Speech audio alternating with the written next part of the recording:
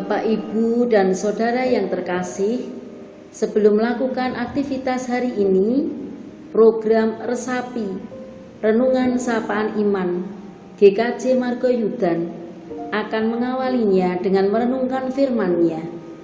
Sebelumnya, mari kita masuk dalam doa. Dengan kerendahan hati kami mengucap syukur hari ini Engkau Allah yang Maha Kasih masih memperkenankan kami melanjutkan hidup ini. Kami akan merenungkan firman-Mu.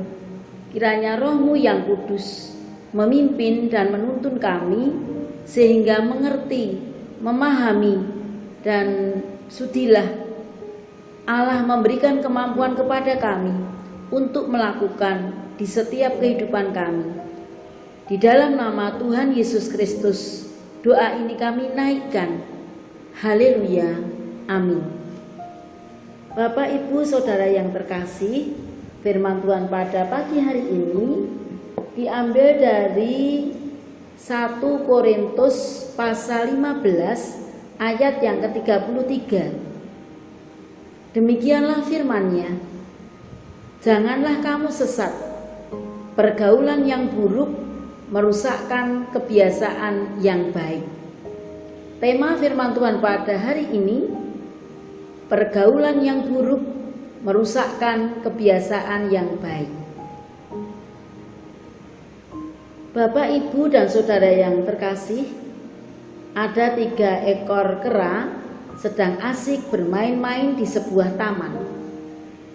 Di dalam taman itu ada sebuah pohon yang berbuah lebat. Tepat di bawah pohon itu ada permainan jungkat-jungkit.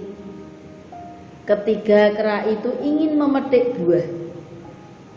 Mereka melihat bahwa salah satu sisi jungkat-jungkit berada di atas, di dekat ranting pohon yang berbuah lebat. Maka ketiga kera itu segera naik ke sisi jungkat-jungkit yang ada di atas itu. Namun begitu mereka sampai, sisi jungkat-jungkit yang mulanya berada di atas itu justru sekarang berada di bawah. Sedangkan sisi yang semula di bawah kini malah berada di atas. Bapak, Ibu, Saudara yang terkasih, melihat hal itu, ketiganya segera pindah ke lain sisi. Namun, hal yang sama kembali terjadi. Mereka bertiga terus berusaha berpindah-pindah posisi di kedua sisi jungkat-jungkit itu. Namun, mereka tidak pernah bisa berada di atas. Lalu, salah satu kera mulai dapat memahami situasi. Ia mulai menyadari bahwa yang mereka lakukan salah. Maka, saat kedua temannya pergi ke satu sisi jungkat-jungkit yang berada di atas, ia justru pergi ke sisi yang berada di bawah. Hasilnya, sisi yang semula berada di bawah itu kini justru naik ke atas. Maka, ia pun mampu memetik buah dari pohon itu. Kisah itu mengajarkan kita untuk tidak mengikuti kesalahan yang dilakukan pihak lain. Untuk itu, jadilah seperti salah satu kera dalam kisah tersebut. Ia mau menyadari kesalahan kedua temannya. Maka, ia pun segera berhenti mengikuti mereka.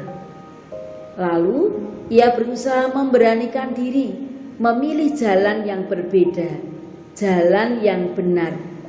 Sehingga akhirnya ia pun berhasil memetik buah melalui jungkat-jungkit itu.